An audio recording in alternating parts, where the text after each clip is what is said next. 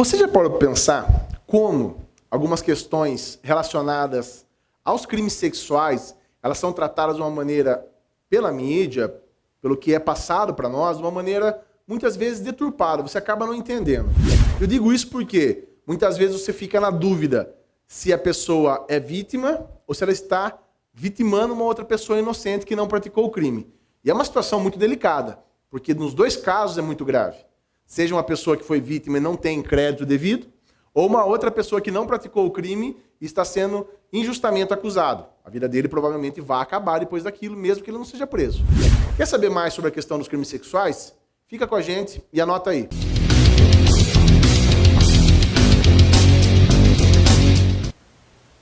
As questões sexuais tratadas na lei, elas são tratadas com dificuldade ainda nos dias de hoje, muito embora vários tabus tenham sido quebrados. A televisão trata de algumas questões em programas, existem um pouco mais de orientação, muito embora às vezes deturpada pela própria mídia, pelas grandes redes de televisão. E, enfim, o fato é que quando tratamos de sexualidade, existe um tabu muito grande, de ordem moral, religiosa, e por muitos anos, levando em consideração que o Código Penal que nós utilizamos no Brasil é de 1940, onde nós tínhamos uma outra sociedade, com outros valores, onde a mulher ela era praticamente um objeto, uma propriedade masculina. Enfim, nós tínhamos ali uma descrição da conduta criminosa relacionada ao estupro e a outros crimes sexuais, que acabavam deixando muitas vezes a mulher à mercê do entendimento de quem ia apreciar o caso. O que eu quero dizer com isso? Muitas vezes a mulher era cobrada, e ainda é nos dias de hoje, de qual motivo ela teria dado, como se o agressor tivesse ali qualquer justificativa de praticar o crime, o que é uma coisa inadmissível. Por conta disso, e para que ficasse abrangente, a Lei 12.015, de 2009, ela trouxe alterações significativas a respeito dos crimes sexuais. Por exemplo, somente a mulher era, antes de 2009, a vítima possível, porque falava ali constranger mulher, ou seja, somente a mulher, biologicamente dizendo, não considerando as concepções atuais de que a pessoa nasce com o sexo masculino, mas se entende como mulher, não, nada disso. Biologicamente, a mulher com um órgão sexual feminino poderia ser vítima do estupro. Então era constranger mulher a conjunção carnal. Conjunção carnal trazida pela doutrina, pelas pessoas que escrevem a respeito, como cópula vagínica, ou seja, era necessário que houvesse a penetração do pênis na vagina e qualquer outro ato constrangedor, de cunho libidinoso, que o agente criminoso fizesse para constranger a mulher, não era estupro. Então veja que situação constrangedora. Além de ser vítima de um crime tão bárbaro como esse, a mulher ainda tinha que provar muitas vezes e descrever perante a autoridade policial, lembrando que é relativamente novo atendimento por mulheres, né, nas delegacias de defesa da mulher. Enfim, a situação era essa. Era muito terrível mesmo. E o pior, a pessoa tinha que promover a ação por advogado. Então a pessoa tinha que contratar um advogado dentro do prazo de 6 meses, ajuizar uma queixa-crime, expor os fatos para o advogado, já expôs para a polícia, tinha que comparecer em audiência, a pessoa tinha que reviver aquilo. Por que eu estou dizendo isso? Porque na prática, as pessoas não querem mais lembrar disso. As pessoas não queriam mais tocar nesse assunto. As pessoas não queriam ir atrás de um advogado para mexer nisso. Isso era muito problemático. Imagine, por exemplo, numa periferia, em locais que a pessoa tem poucos recursos financeiros, pouca instrução, quando eram vítimas de estupro, elas contratarem um advogado para promover uma ação criminal contra o agressor.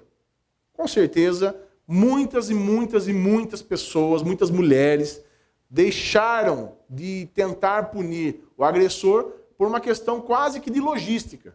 Né? Procuraram advogado, pagaram advogado, compareceram em audiências, enfim. Não somente isso, mas existia a questão também de que colocar em dúvida, colocar em xeque a versão da mulher, como se a mulher tivesse alguma culpa de ter provocado ali o estupro. Com isso, a Lei 12.015 de 2009, a Lei 12.015 de 2009, ou seja, há 11 anos atrás, ampliou isso, abrangeu, ou seja, trouxe ali no artigo 213, uma figura que abrangia tanto o crime de estupro, que já era no artigo 213, como o artigo que hoje foi revogado por essa lei, que era o artigo 214, que tratava do atentado violento ao pudor. Certo? Então, vejam como ficou a redação atual do crime de estupro. Artigo 213. Constranger alguém, mediante violência ou grave ameaça, a ter conjunção carnal ou praticar ou permitir que com ele se pratique outro ato libidinoso. Então vamos lá, retomando. Constranger alguém. Quando nós falamos em constranger alguém, amplia-se toda ali, digamos, as pessoas possíveis, passíveis de serem vítima. Por quê? Vamos pensar. Quando nós falamos a respeito de isonomia, igualdade, porque a Constituição Federal fala que todos são iguais perante a lei. Bom, se todos são iguais perante a lei, e o crime de estupro, assim como todos os crimes, tem um objeto jurídico preservado. Por exemplo, o crime de homicídio, qual que é o objeto jurídico? Qual que é o bem jurídico? A vida. A intenção é preservar a vida.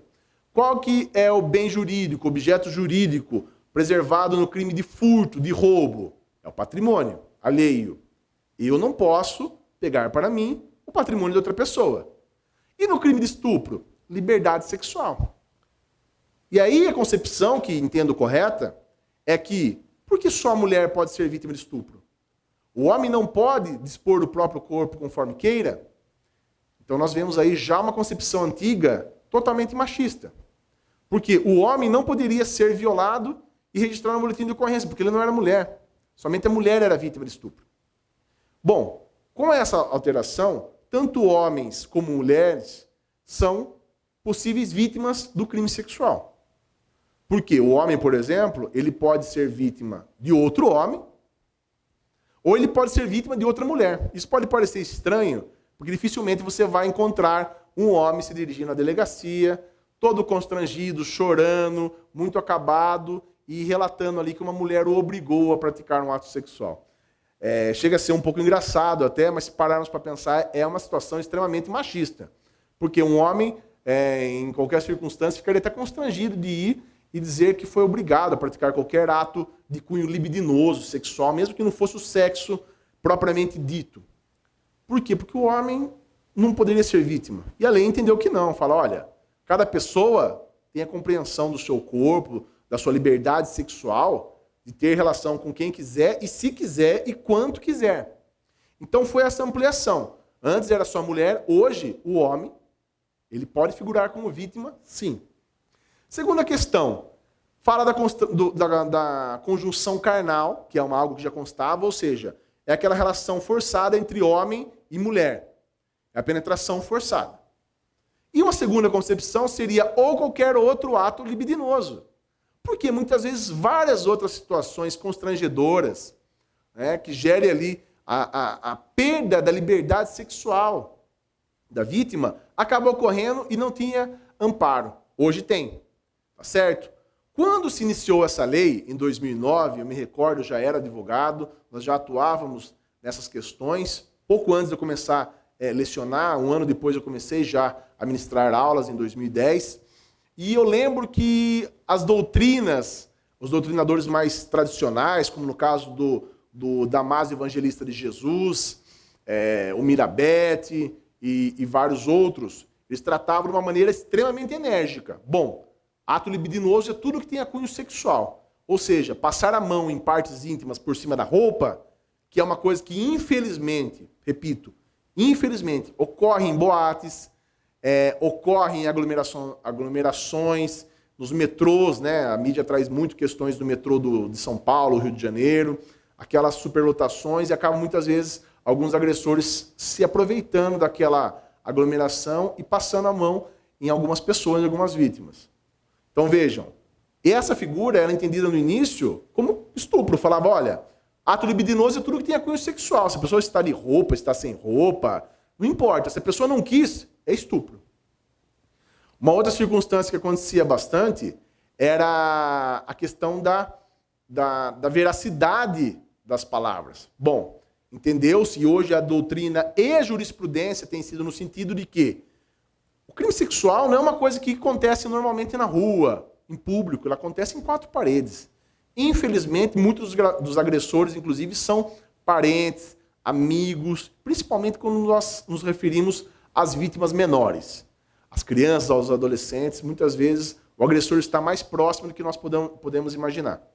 E aí exigir dessa vítima, que foi vítima de um crime tão grave, em 4 paredes, no local onde não tem câmeras, no local onde não há testemunhas, se a versão dela ela é muito bem contada, ela deve ser levada em consideração, sim.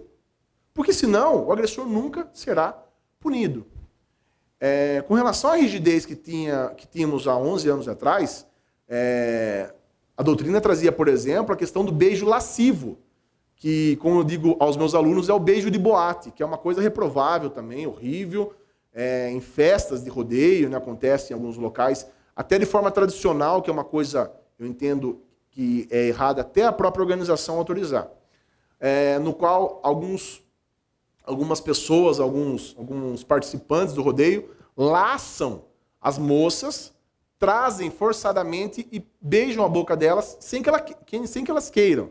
Ou seja, quase uma tradição ali. Né? Beijo de boate, a pessoa muitas vezes está embriagada, puxa outra pessoa, beija o pescoço, enfim. Você pode pensar, bom, é chato, mas não é estupro. Bom, hoje há uma flexibilização e outros tipos penais que se enquadram que não seja um estupro. Mas o entendimento era o seguinte, bom, a pessoa é obrigada a beijar alguém que ela não queira? Alguém que ela não conheça? Não, ela não é obrigada. Hoje, o entendimento dos tribunais tem entendido que cada situação é uma situação e se não tiver um cunho manifestamente de relação sexual completa ou quase completa, o crime de estupro ele já deve ser afastado para que responda por outros crimes seguintes após o 213. Então, veja, a chave para você entender é o consentimento. Muitas questões entre patrão e funcionárias ou funcionário, né, pode acontecer também, como eu disse, da chefe, da superintendente, tentar assediar um funcionário, homem, casado, muitas vezes não quer um relacionamento, enfim, por qualquer motivo que seja, religioso, e ele pode ser vítima disso. Então, nessas situações, a doutrina tem entendido, e a jurisprudência, o entendimento dos tribunais, que depende do fato concreto. Mas qual que é a chave? A pessoa quis ou não quis? Uma outra questão, a pessoa iniciando os atos íntimos, ela é obrigada a fazer tudo? Não, ela não é obrigada a fazer tudo. Existiu até uma campanha no Carnaval, já do ano passado, e desse ano também, né, um pouco antes da paralisação pela pandemia, falando que não é não. Por que não é não? Porque no Carnaval, infelizmente, há uma cultura de trio elétrico, que as pessoas chegam e querem beijar as moças, e mesmo que ela não queira, acabam sendo beijadas, ou então começam a se beijar e a pessoa quer concluir o ato sexual, ela fala, não, só queria beijar. Então, vejam, é interessante, muito embora gere constrangimento esse assunto, que nós tenhamos total dimensão, que a pessoa tem direito de dispor do próprio corpo, da liberdade sexual. Então, fica aí a dica, a alteração. Recomendo que vocês façam a leitura dos artigos seguintes, caso vocês queiram. Eles podem ser encontrados no site do Planato. E aqui debaixo do nosso vídeo, eu vou trazer a especificação legal para que vocês façam a leitura também. Ok? Diariamente nós estamos postando os nossos vídeos. Então, quero que vocês se inscrevam no nosso canal, que vocês curtam, compartilhem, clicam no sininho, convidem os amigos para que vocês possam receber as atualizações e que nós possamos aumentar os nossos seguidores para que nós possamos levar conhecimento para as pessoas. Beleza? Muito obrigado, valeu!